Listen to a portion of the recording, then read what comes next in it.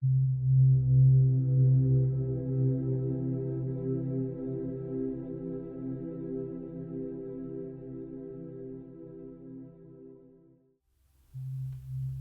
Jesus remove the sins of the world? The question of vicarious atonement has caused much confusion among Christians. I desire to give you a deeper understanding of this concept. The only way to fully understand this concept is to understand the law of cause and effect, including the concepts of reincarnation and karma. When the universe returns your karma to you, you will be burdened by that karma. Returning karma can manifest in many different ways, but all of these ways will be a burden to you. Your karma will often limit your ability to walk the spiritual path and raise your consciousness above the level of the death consciousness. When I came to Earth 2,000 years ago, humankind was severely burdened by returning karma created in past ages. It became clear to me that people would have little chance of following my true teachings while they were so burdened by this karma. Therefore, I petitioned my Father in heaven to be allowed to bear humankind's returning karma for the next 2,000 years. I was granted that petition, and therefore I have carried the burden of humankind's karma for the past 2,000 years. Bearing the burden of someone's karma is not the same as permanently removing that karma. Therefore, it is not true to say that Jesus Christ has taken upon himself the sins or the karma of the world. I have given people a temporary reprieve from the burden of their karma. I have not given them a permanent escape from that karma. When you consider the idea of vicarious atonement, as it is preached by some Christian churches, it is not difficult to see that there are certain aspects of this idea that simply do not make sense. First of all, we have the idea that I have taken upon myself not only the sins that were committed up until my embodiment as Jesus, but also all the sins that could possibly be committed after that time. How could I possibly take on sins that have not yet been committed? Because I am not caught up in the death consciousness, I completely fail to see how anyone can make any sense of such an idea. This would be giving people a blank check and allowing them to do whatever they wanted without ever having to face the consequences. How could people possibly learn from this? I am a spiritual teacher. I desire to help human beings learn their lessons as quickly as possible. However, the very essence of being a teacher is that you cannot learn someone's lessons for him or her. It simply isn't enough that I learn that human actions have consequences. You must learn that lesson for yourself, or the lesson will have no impact on your life. People must learn their own lessons, and they must do so by coming to an inner realization of the truth of that lesson. A teacher can help people learn their lessons.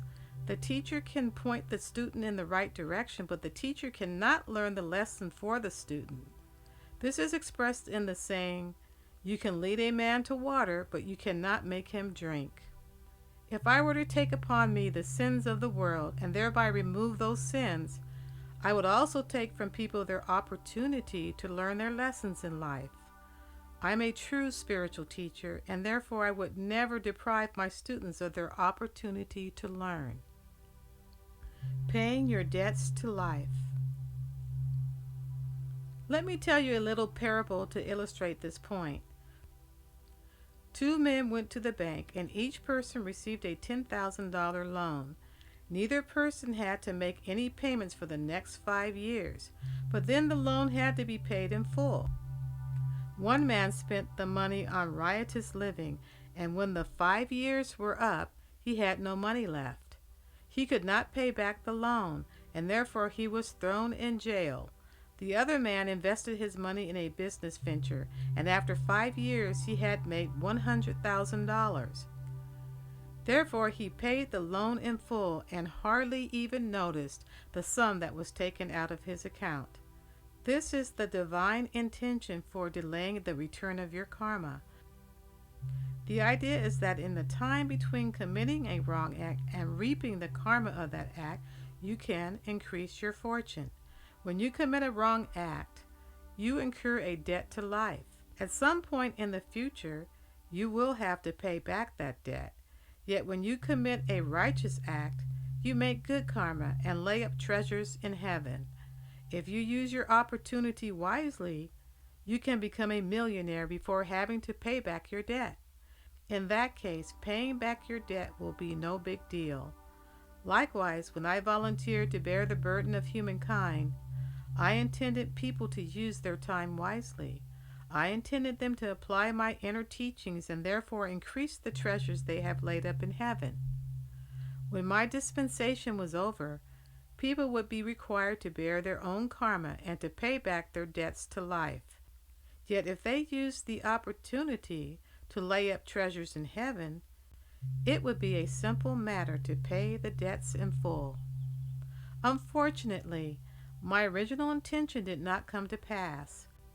Because people were deprived of the keys to my inner teachings, most people have not become spiritual millionaires in these past 2,000 years. At the same time, most people have not made a sincere effort to rise above the death consciousness and to put on personal Christhood.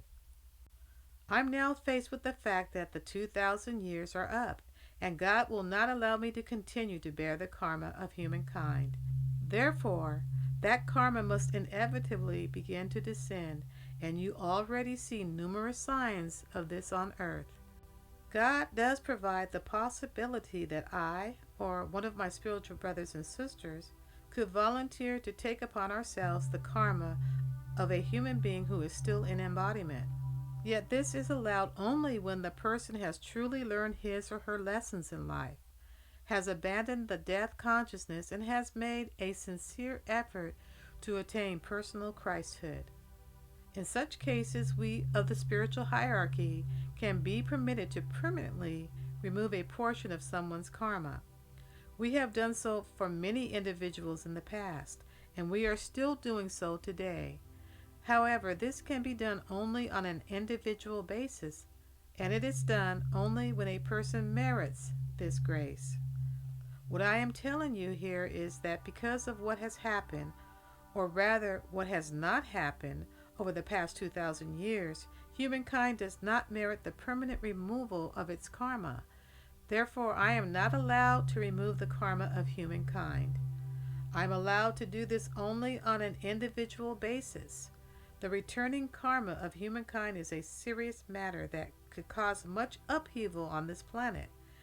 You might have noticed that in recent decades there has been a dramatic increase in the number of prophecies that have been brought forth from various sources. Although not all of those prophecies are true, the sheer number of prophecies should demonstrate to you that you are living in unusual times. The reason for the increase in prophecy is the return of humankind's karma. We of the Ascended Masters are concerned about this situation, but God's mercy is infinite. God has offered a solution to this problem, which I will describe in the last part of this book.